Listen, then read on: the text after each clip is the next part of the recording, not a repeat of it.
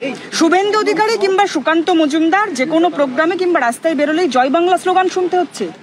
দেখুন, জয় বাংলা স্লোগান তো বাংলাদেশ থেকে ধার করা। তৃণমূল তো জয় বাংলা বলবে, ওদের উদ্দেশ্য হচ্ছে পশ্চিমবঙ্গকে বাংলাদেশ বানানো। তো আমরা জয় বাংলা শুনে তাতে ভয় পাওয়ার জায়গায় আমরা নেই, কারণ এই জয় বাংলা পন্থী যারা, তাদের সাথেই লড়াই করে আমাদের পূর্বপুরুষ ধর্ম বাঁচিয়ে পূর্ব পাকিস্তান থেকে এপার বাংলায় এসেছিল। ডক্টর শ্যামাপ্রসাদ মুখার্জির বাংলায় তৈরি করা বাংলায় এসেছিল। আমরা জানি কিভাবে লড়াই করতে হয়, এবং লড়াইটা কি শুরু হয়েছে আপনারা নিশ্চয়ই দেখতে পাচ্ছেন। চরম লড়াই হবে, এবং এই মুহূর্তে তো দিদিমণি থরহরি কম্প। এসআইআর যদি লাগু হয় পশ্চিমবঙ্গে, এবং আমার বিশ্বাস নির্বাচন কমিশন এসআইআর লাগু করবে, প্রথমেই তৃণমূল কংগ্রেসের প্যান্ডাল উড়ে যাবে।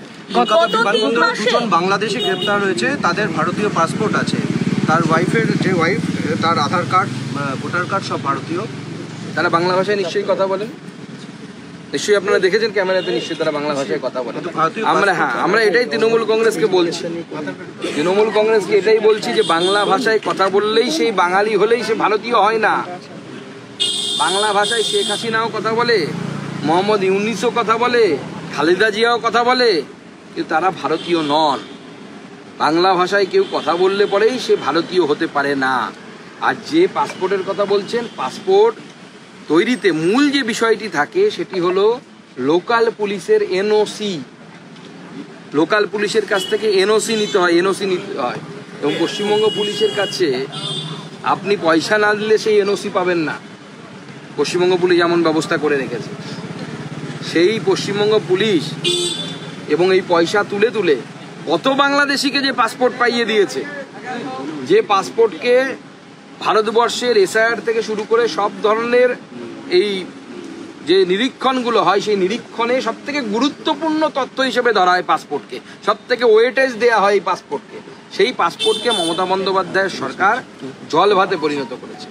আমি আপনার এই প্রশ্ন সূত্রে আপনাদের মিডিয়াকে জানাতে চাই, রিসেন্টলি আমার কাছে একটা খবর এসেছে, মালদা পোস্ট অফিসে যবে থেকে এসআইআর এর বিষয় এসেছে, সেই পোস্ট অফিসগুলোতে হঠাৎ করে বিশেষ ধর্মীয় সম্প্রদায়ের মানুষের পাসপোর্ট তৈরির হিড়িক পড়ে গেছে।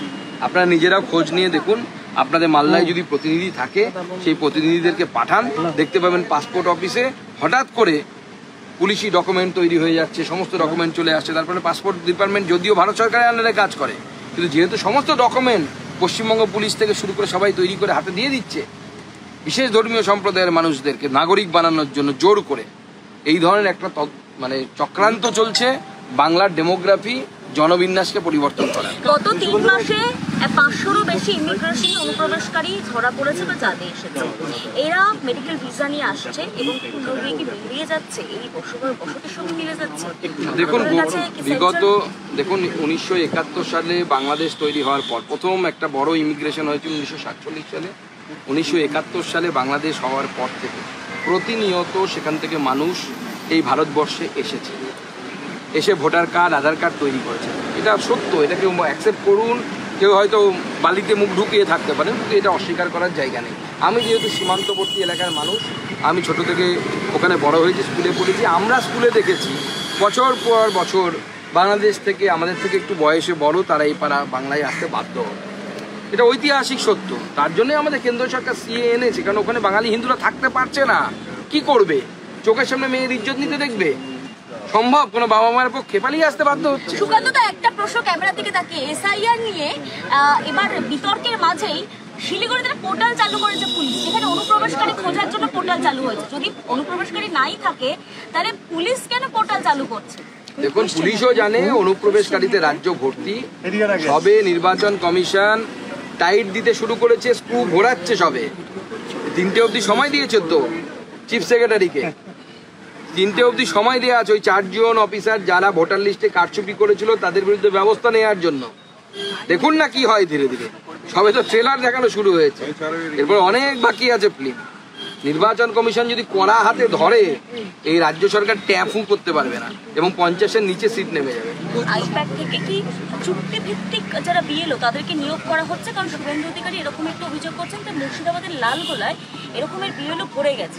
দেখুন, গত নির্বাচনে আমরা দেখেছিলাম আইপ্যাকের বহু কর্মীকে ওয়েবেলের অস্থায়ী কর্মী হিসেবে নিয়োগ করা হয়েছিল, এবং এখন একটা চক্র চলছে, রাজ্য সরকারের টাকা অর্থাৎ ট্যাক্সের টাকা দেওয়া হচ্ছে ওয়েবেলকে, ওয়েবেল সেই টাকা দিচ্ছে হচ্ছে আইপ্যাকের কর্মীদেরকে, যাদেরকে তারা ওয়েবেলের কর্মী হিসেবে নিয়োগ করেছে।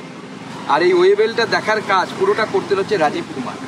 পুরো এই চক্র চলছে আইপ্যাকের কর্মীদেরকে বকলমে রাজ্য সরকারের অর্থাৎ জনগণের ট্যাক্সের টাকা পাইয়ে দেয়া এবং সেই কর্মীদেরকে ভোট গণনায় বিভিন্নভাবে ব্যবহার করা। 21-এ সেটা হয়েছিল, এবার যেন না হয় সেজন্য নির্বাচন কমিশনের সাথে গত কয়েকদিন আগে আপনারা দেখেছেন দিল্লিতে গিয়ে আমরা জ্ঞানেশ কুমার সহ অন্যান্য নির্বাচন কমিশনের যারা আছেন তাদের সবাইকে আমরা জানিয়েছি এবং তাদেরকে বলেছি যে পশ্চিমবঙ্গের ভোট নিরপেক্ষভাবে হওয়া প্রয়োজন এবং এই নিরপেক্ষতা বজায় রাখার জন্য যা যা করা উচিত, আমি আবার বলছি যা যা করা উচিত, প্রয়োজনে যদি কলকাতা সিটি এবং আমাদের ডিজিকে জেলের ভেতরে ঢোকাতে হয় তাই ঢোকাতে হবে।